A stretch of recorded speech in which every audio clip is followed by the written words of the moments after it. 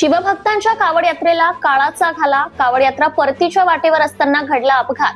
शिवभक्तांच्या कावड यात्रेत ट्रक पाठीमागून धडकला तर 2 शिवभक्तांचा यामध्ये दुर्दैवी मृत्यू.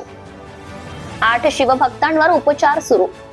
अकोला जिल्ह्यातील पातूर नानासाहेब येथील तुपे हनुमान व्यायामशाळेच्या वतीने दरवर्षी शिवभक्त श्रावण महिन्यात पवित्र गंगेचे जल आणण्यासाठी कावड यात्रा उत्सव मोठ्या उत्साहात शिवभक्त साजरा करतात.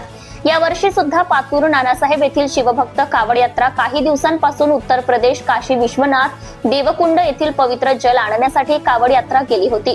दरम्यान शिवभक्त देवकुंड येथील पवित्र जल घेऊन परतीच्या कावड यात्रा आपल्या गावी पातूर नानासाहेब येथे येत असताना मध्य प्रदेश चिवनी जिल्ह्यात कावड यात्रा परतीच्या वाटेवर असताना पाठीमागून येणाऱ्या एका वाळू रेती वाहतूक करणाऱ्या मालवाहू ट्रकच्या चालकाने भरधाव वेगाने निष्काळजीपणे समोरच्या कावड यात्रेत ट्रक पाठीमागून धडकला.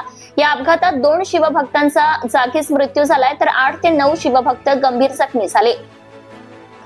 या घटनेची माहिती मिळताच पातूर नानासाहेब शहरासह अकोला जिल्ह्यात दुःखाचा डोंगर कोसळला आहे. तर सदर घटनास्थळी नातेवाईकसह ग्रामस्थांनी धाव घेतली आहे.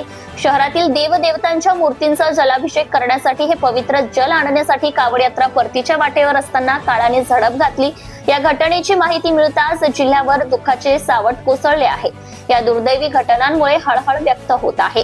सत्यशोधक न्यूज चॅनल साठी मुख्य संपादक Santosh Gavai, Akola. Subscribe now and press the bell icon.